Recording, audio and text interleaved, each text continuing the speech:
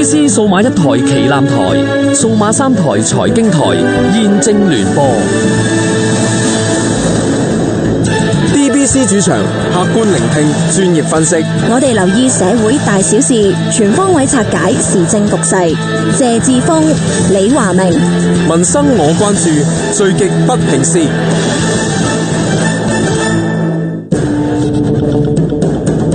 今日熱話。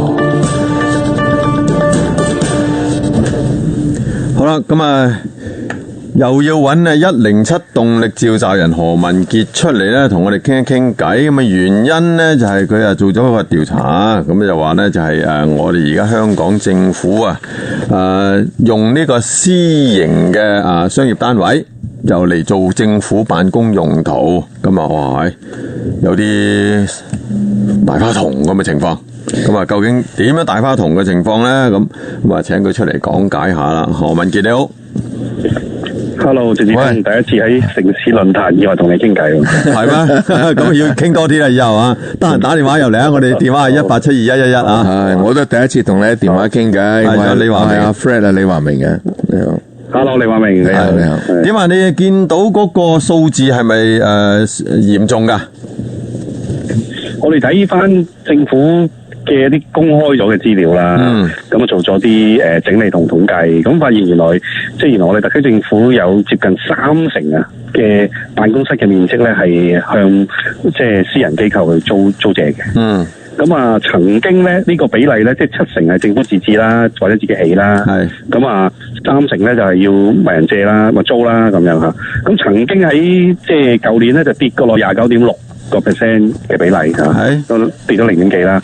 咁啊，今年又升翻啦。2016年咧就估計又會係30.4%嘅辦公室要租。咁但係你政府部門龐大啦，有100幾個部門，咁又有公營機構，咁夾埋嗰個租金嘅開支咧，每年咧超過10億啦已經進入。咁啊，由11年開始6億、7億、8億、9億、10億咁樣增長上去。咁你知香港租金就出名全球最貴啦。咁樣做法落去咧，就問題比較大咯。嗱，政府一路咧其實都係講話要遷出呢一個商業單位嘅，就去一啲偏遠嘅地方啦。咁啊，其實佢做緊嘅咯，效果如何呢？我哋睇到咧，其實係譬如舊年咧，係確實有幾個部門咧，就係由私人單位遷出譬如民航處去起咗個總部咁啊，咪遷出東涌嘅辦公室，跟住就去咗去自己嗰個中心總部啦，豪華大樓啦。但係有淋浴。問題就係去第二個，去有其他嘅部門咧，就有新服務嘅時候咧，又再喺私人辦公室度再租好大面積嘅寫字樓啦。咁我哋都明白啦，你公務員辦公你梗係有書台有會議室啦，係咪？咁但係我哋翻查翻啲資料，有啲部門選擇嘅辦公室嘅地點咧，其實都係冇必要嘅。你講嚟聽下邊幾間？邊度？一啲核心嘅地方啦，譬如灣仔湖中大廈咁樣，咁都唔平租啦。咁啊，通訊事務局嘅辦公室咁衛生署有個家庭健康服務中心，咁就喺灣仔嘅愛群商業大廈咁樣。但嗰啲係咪要家庭去要方便佢哋咧？我哋睇唔到嗰啲中心係特別係要面向公眾咯，其實得辦公嘅地方，就唔係話都係寫字樓嚟㗎咋。你都篩選咗，如果嗰啲係面向公眾有個時間開放要人市民行入去嗰啲，我哋就唔計嘅。咁呢啲都係辦公嘅地方，純係公務員上班嘅地方。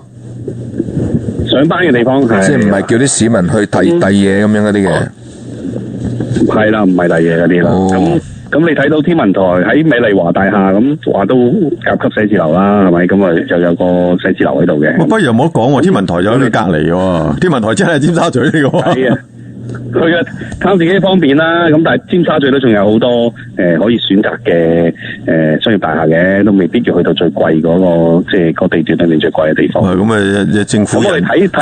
政府人員相對嚟講就嗰個人工都貴啊嘛。咁美麗華真係近啊嘛，係真係近啊，真係隔離。係啊，去方便自己咯。我哋睇到就係可能好多官員去決定呢啲選址或者決定地區嘅時候咧，就方便自己。但係有啲譬如好似我哋排名咗10大出嚟啦，譬如排第3就大學教育資助委員會個秘書處咁樣，咁就喺灣仔瑞安中心，係42萬一個月啦，係啦，咁佢哋教資會其實嗰個因為辦公啊嘛，你其實各大學同大學生都甚少會上到去嘅地方，咁就算你要話同啲大學行政部門開會，咁其實大部分大學反而喺九龍同新界啦，係嘛？咁所以個問題就比較即係覺得比較難接受啦。喂，不過咁喎，嗱，第二就係衛生署喺灣仔嘅陽光中心就有個辦公室啦。係啦，咁啊最貴租咧就係旺角始創中心啊，屋宇署啊，咁啊佢面積啊仲要超巨大啦，12萬平方尺咁啊。但係呢個灣仔陽光中心嘅社會福利署都要見人噶吓，即係好多人申請啊、詢問啊、諮詢啊咁都要噶。你講衛生署定社會福利署？寫字樓嚟嘅。係啦，佢唔係面見人嗰啲，社署都分好多部門嘅，佢屬於辦公嘅地方咯，就唔係面見人。灣仔陽光咧就有好多呢個除咗衛生署藥物辦公室之外咧，仲有一個咧就係呢個社會福利署嘅。即係佢個10個部門邊第2同埋第呢個6都係陽光中心咯。係啦，即係今日有啲傳媒就即係幫我哋披露咗部分嘅資料啦，有啲我哋今日嘅報道都冇提到嘅，譬如話選舉事務處啦，咁啊喺九龍灣九展啊，咁啊13樓啊，咁啊大層啦嚇，佢成日喺度搞呢個選舉活動啊嘛，選舉活動唔係喺九展㗎，佢唔係有開票啊，好多時開票已經喺各區開㗎嘛，係啦，但係你有功能組別作為後勤嘅，唔係好喺九展多㗎。直選喺翻自己嗰度噶啦，我知，但係佢最後尾邊個贏邊個唔贏咧？有個好大嗰個活動噶嘛，即係嗰度總中心係啦，亞洲博覽館做啊。咁你亞洲博覽館都有，但係九展都有噶，4年一次嘅啫，嗰啲真係。咁啊係，你平時辦公使咪喺嗰度咧？喂，喂，咁九展貴咩？我又唔知喎，九展貴咩？貴唔貴啊？何文傑九展貴㗎，九展都20幾蚊尺咯。喂，咁你認為咩？喂，租間普通嘅住宅而家都20幾30蚊一尺啦。係，但係你去個面積大啊，佢其實可以你屋企租俾人哋租幾錢啦？租金嘅係咩？不過有點咧，我諗要點出嚟。譬如我不如同你傾下啦。第7嗰個咩土木工程拓展處新界東拓展處，點解唔喺新界東咧？係咪？呢個就真係，佢就去咗尖東啊，係東啊，不過係尖東。我都係上去新界，就係討論新界東嘅問題嘅，但係要去到尖沙咀開會嘅。係咯，你自己都係新界東，係咪？新界東定新界東北啊？新界東啊，即係傑將軍澳都係新界東噶嘛？哦，講嗰度，因為新界東北咧而家好似未開檔噶嘛。未，係咯，咁所以呢個係新界東。未，OK，係啊。咁冇理由喺尖東嘅，點解要尖東？冇理由喺尖沙咀啦。咁你華茂廣場都係即係貴嘅寫字樓啦。咁譬如你喺翻新界東、沙田啊、大埔啊，都好多啲。喂，何文傑啊，你嘅言下之意啊，應該租幾多？如果真係冇地方嚇，政府嘅樓冇晒啦，係一定要租商業樓宇啦。咁 OK，咁啊幾多錢租你先以為合理咧？又喂，我哋認為第一，你政府要善用翻現有嘅辦公室嘅空間先。咁譬如你先政府自己物業嗰啲。教育局係啊，自己嘅物業，譬如教育局佢下有100幾間空置嘅校舍，講咗好耐啦，係咪？咁有啲校舍甚至乎係喺一啲交通便利嘅地方㗎喎。咁點解唔可以拎出嚟？教育局拎出嚟問其他部門，喂，你土木工程總署係咪？呢個有道理喎，何文傑講得呢個快啲嘛，自己地方係啊，咁你大埔有殺咗校啦，咁你不如去新界東辦事處，你土木工程處你又喺嗰度搞啦。係咯，喺嗰啲課室度做湯房咪得咯。係啊，即係湯房你咪社署又要一層，你咪天文台又要一層，係咯，你咪係咪真係想就啲公務員翻工咧？其實就喂，咁啊老老實實人同此心。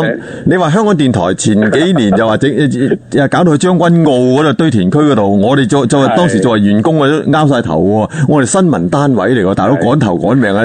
嗰度有兩間大嘅新聞機構，你真係講嘢真係。啱，你講得啱。佢哋咧就成本去做諗嘅，但人哋有 town office 噶喎。你知唔知道嗰幾間新聞機構喺灣仔啊有？即係我哋呢座嘢。係咯，呢座嘢都有噶嘛，人哋有支援嘅，咁到時咁啊，到時點咧？咁啊真係唔知啦，唉！